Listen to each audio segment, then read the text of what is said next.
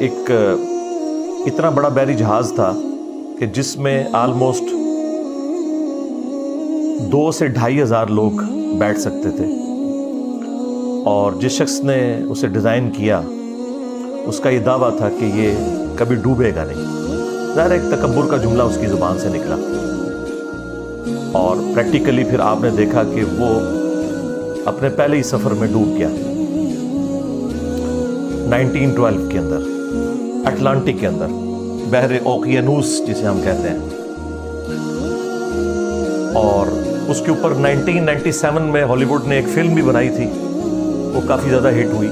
وہ film exactly اس طرح نہیں ہے، کچھ اس میں انہوں نے ظاہر ہے کہ ایسی چیزیں بھی داخل کی ہیں جس کی وجہ سے ذرا نوجوان نسل کا انٹرسٹ پیدا ہو جائے، ادروائز وہ جینوئنلی ایک چین تھی مسٹیکس کی جس کا اینڈ رزلٹ ٹائٹینک کے ڈوبنے پہ ہوا۔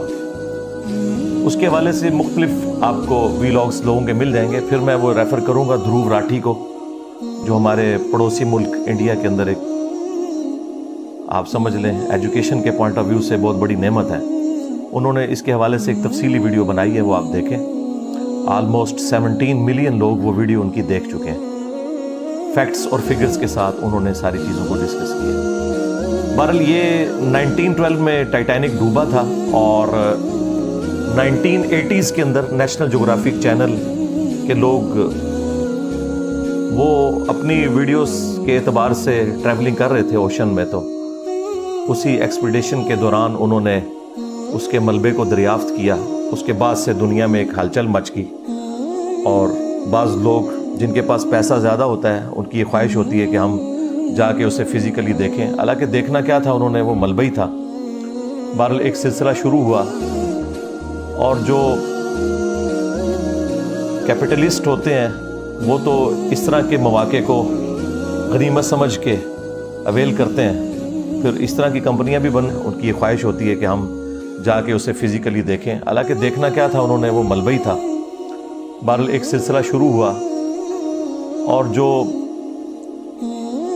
کیپٹلسٹ ہوتے ہیں وہ تو اس طرح کے مواقع کو غنیمت سمجھ کے اویل کرتے ہیں، پھر اس طرح کی کمپنیاں بھی بننا شروع ہو گئیں کہ جو لوگوں کو اس ملبے کی سیر کروائیں۔ اسی میں ایک کمپنی اوشن گیٹس کے نام سے، انہوں نے ایک ٹائٹین، یعنی وہ ٹائٹینک کی نسبت سے ہی، جس طرح آپ کی وہ قادری چشتیہ نسبتیں ہوتی ہیں نا، تو یہ قادری نسبت عبد القادر جیلانی کی وجہ سے قادری ہے نا، تو یار عبد القادر جیلانی کی وجہ سے اگر قادری ہو سکتا ہے تو ٹائٹینک کی وجہ سے ٹائٹین کیوں نہیں ہو سکتی؟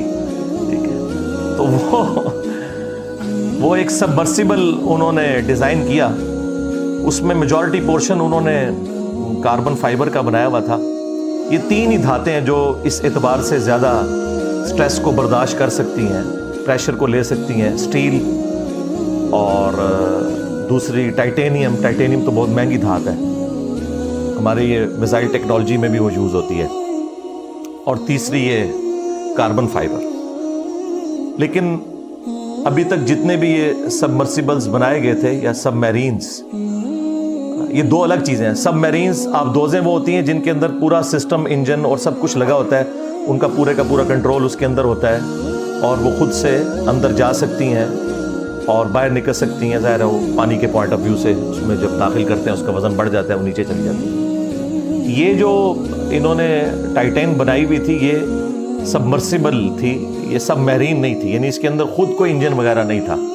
یہ اوپر جو بحری جہاز انہوں نے کھڑا کیا ہوا تھا اسی کے رحم و کرم کے اوپر تھی یہ، تو وہ انہوں نے کاربن فائبر سے بنائی تھی، اور اس کے اتنے ٹیسٹ ابھی تک کامیاب نہیں ہوئے کہ اسے ایک ایوالو ڈیزائن کے طور پر مانا جائے۔ اسی لیے اس شخص کے اوپر پہلے کافی مقدمات بھی ہوئے تھے اس حوالے سے کہ یہ لوگوں کی لائف کو رسک پہ لگا رہا ہے، اور وہ بڑے فخری انداز میں، جس طرح ہمارے یہاں پہ ایک پرورٹڈ قسم کی مذہبی نیچر کے لوگ کہتے ہیں نا جی اللہ مالک ہے، اسے جب کہا جاتا تھا کہ بھائی یہ تم لوگوں کی لائف کو رسک پہ ڈال رہے ہو، تو وہ اس کا جواب اپنے انداز میں کہتا تھا کہ جی یہ بات ہے تو پھر کسی کو ڈرائیونگ کے لیے روڈ پہ نہیں آنا چاہیے، کسی کو ایروپلین کی سواری نہیں کرنی چاہیے، ہو سکتا ہے کریش ہو جائے۔ تو وہ آگے سے یہ جواب دیتا تھا، حالانکہ یہ بالکل الگ چیز ہے۔ آپ ونس اپنے سارے کے سارے معاملات کو سیدھا کر لیں، اس کے بعد آپ اللہ پہ توکل کریں. لیکن یہ نہیں ہو سکتا کہ آپ صرف بسم اللہ پڑھ کے اور ساکٹ میں 2 انگلیاں دے دیں انشاءاللہ ضرور مریں گے. ٹھیک ہے. جتنی دعائیں آپ دیکھیں احادیث کے اندر آئی ہیں نا، وہ 7 الفاظ ہیں: ناگہانی آفت. جو آپ اپنے اوپر خود اپلائی کرتے ہیں نا، قدرت کا قانون، وہ اپلائی ہو جائے گا. اگر کوئی شخص سخت سردیوں میں ننگے پاؤں زمین پہ چلے گا تو انشاءاللہ ضرور بیمار ہوگا. یہ ذہن میں رکھیے گا. جب آپ اپنے اوپر خود تقدیر کو غالب کرتے ہیں تو وہ پھر اپلائی ہو جاتی ہے. کوئی دعا پڑھ کے کوبرا سانپ کے منہ میں ہاتھ دے گا تو انشاءاللہ تعالیٰ نہیں بچے گا. یہ کہیں نہیں آیا کہ آپ نے جان بوجھ کے اپنے اوپر کوئی چیز اپلائی کرنی ہے. تو ناگہانی آفات کا ذکر ہوتا ہے اس طرح کی احادیث کے اندر. لہذا اس کا ٹرو سینس بھی آپ نے سمجھنا ہے. بہرحال وہ جو ہونا تھا وہ ہو گیا، جو اس کی خواہش تھی انورٹڈ کاماز کے اندر. یعنی اتنا بڑا ایک حادثہ ہوا، 5 لوگوں کی جان چلی گئی اس کے اندر، اور مرنے والے چونکہ امیر لوگ تھے اس لیے شور شرابہ بھی زیادہ ہوا. ٹائٹینک کا بھی شور شرابہ اس لیے زیادہ ہوا کہ اس میں سارے امیر لوگ تھے، اور اس میں بھی امیر لوگ کیا، پاکستانی آج کی آپ سمجھ لیں آلموسٹ 7.5 کروڑ روپے کا ایک ٹکٹ تھا. وہ 15 کروڑ میں 2 ٹکٹ خریدے تھے ہمارے وہ جو پاکستانی جو 2 تھے بلینرز، انہوں نے، تو وہ بھی اس میں شہید ہو گئے. بہرحال پیرلل میں اسی وقت آپ دیکھیں کہ یونان کے پاس ایک کشتی کو بھی حادثہ پیش آیا جس کے اندر آلموسٹ 700 لوگ سوار تھے اور 500 سے زیادہ اس میں بھی شہید ہوئے. لیکن اس کی خبر اس طریقے سے دنیا میں نہیں آئی کیونکہ وہ مرنے والے غریب لوگ تھے، تارکین وطن تھے. باقی وہ جو اللیگل طریقے سے جا رہے تھے وہ تو چیز غلط ہے، لیکن انسانی جان کی تو حرمت ہے نا. وہ تو سورۃ المائدہ میں اللہ تعالیٰ نے واضح فرمایا کہ جس نے ایک جان کو بھی ناحق قتل کیا سوائے 2 ایکسیپشنز کے، یا وہ شخص فساد فی الارض کرنے والا تھا یا وہ قتل کے بدلے قتل والا معاملہ، اور وہ بھی جوڈیشری کے تھرو. ان 2 استثناء کے سوا کسی نے اگر کسی ایک جان کو بھی قتل کیا تو گویا اس نے پوری انسانیت کا قتل کر دیا، اور جس نے ایک جان کو بچایا گویا اس نے پوری انسانیت کو بچا دیا. بہرحال وہ غریب لوگوں کا تو اتنا کوئی پرسان حال نہیں تھا. بعد میں جب تھوڑی بہت ہمارے جیسے جن کو آپ لبرلز کہتے ہیں انہوں نے آواز اٹھائی تو اس کی وجہ سے دنیا کو ہوش آیا کہ یار یہ غریب لوگ بھی مرے ہیں، ان کے بارے میں بھی کوئی خبر آنی چاہیے. وہ جو 5 لوگ اس حادثے میں جاں بحق ہوئے ان میں اس ٹائٹین کا خود مالک بھی تھا، وہ بھی اس میں بیٹھا ہوا تھا. شاید اسی کی وجہ سے لوگوں کو یہ کانفیڈنس آیا کہ یہ اس کے اندر بیٹھا جا سکتا ہے. لیکن اس کے بیٹھنے سے کیا فرق پڑنا تھا، وہ تو ڈوب گئی. کوئی چھوٹا موٹا سفر نہیں تھا. 12,000 فٹ سمندر کی تہہ کے اندر، تو یہ آلموسٹ آپ سمجھ رہے 4 کلومیٹر بنتا ہے، جہاں پہ جا کے آلموسٹ 400 ٹائمز پریشر زیادہ ہو جاتا ہے جو کہ ہم ساحل سمندر کے اوپر یا سمندر کی اوپر والی سرفیس کے اوپر فیل کرتے ہیں. اس کے اندر تو کچومر نکل جائے گا بندے کا اگر وہ پھٹتی ہے. اور وہ پھٹی آپ کو پتا ہے کتنی دیر میں جی 1 ملی سیکنڈ کے اندر، جو آنکھ ریکارڈ بھی نہیں کر سکتی. امپلوڈ ہوگی. ایک ایکسپلوڈ ہونا نا چیز کا کہ پھٹنا ایسے، ایک ہے کہ باہر سے اتنا پریشر لگا ہے کہ اس کا کچومر نکل گیا.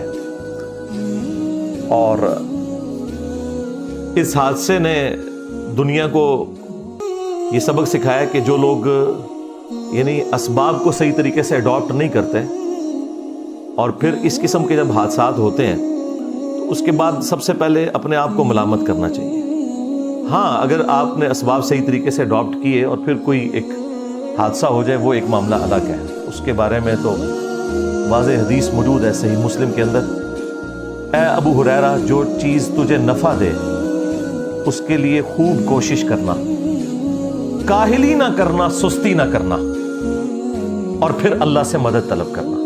یہ نہیں ہے کہ آپ خالی پیپر کے اوپر دروشی پڑھ کے پھونک کے آ جائیں. انشاءاللہ فیل ہو جائیں گے. جو چیز تجھے نفع دے اس کے لیے کوشش کرنا, سستی نہ کرنا, کاہلی نہ کرنا, اور پھر اللہ سے مدد طلب کرنا.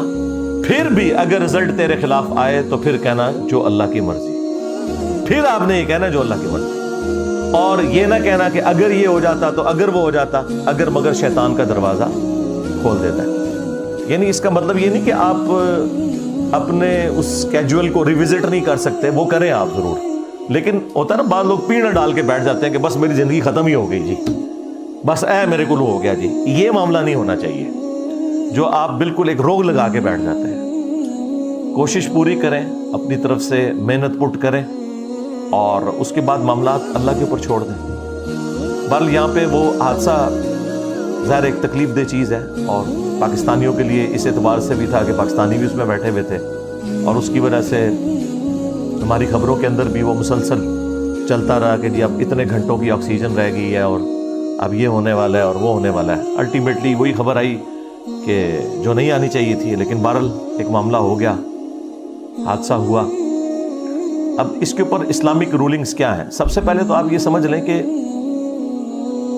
یہ جتنا فزیکل فینومینا آف نیچر ہے, قانون قدرت ہے, یہ اللہ تعالیٰ کے بڑے محکم قوانین ہیں, اور اگر یہ قوانین اس طریقے سے نہ چل رہے ہوں تو کوئی بھی سائنٹیفک انوینشن پاسبل نہ ہو.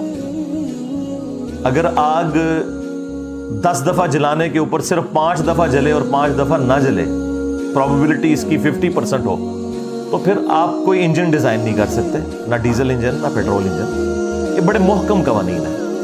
البتہ اللہ تعالیٰ ان قوانین کا کوئی پابند نہیں ہے, اس سے یہ باہر نہیں ہے. اسی لیے پوری انسانی تاریخ میں اکا دکا مرتبہ اللہ تعالیٰ نے اپنے قانون قدرت صرف پروفٹس کے لیے توڑے, اور اس کی وجہ یہ تھی کہ اللہ تعالیٰ نے ان کی نبوت کو منوانا تھا.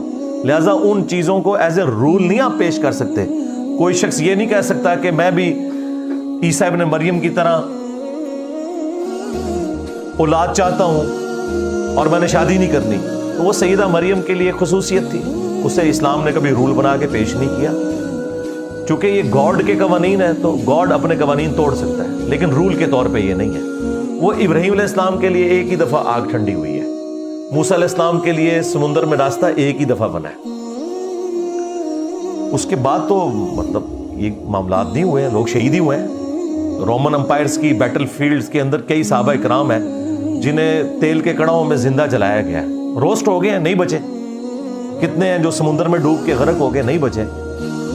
یہ معاملات جنرل رول نہیں ہے. جنرل رول اللہ تعالیٰ کے جو ہے وہی فزیکل فینومینا آف نیچر ہے, اور وہ اسی طریقے سے چلتے ہیں, اور ان کے اوپر کسی کا زور نہیں ہے. وہ آپ نے تمام اسباب اڈاپٹ کرنے ہیں.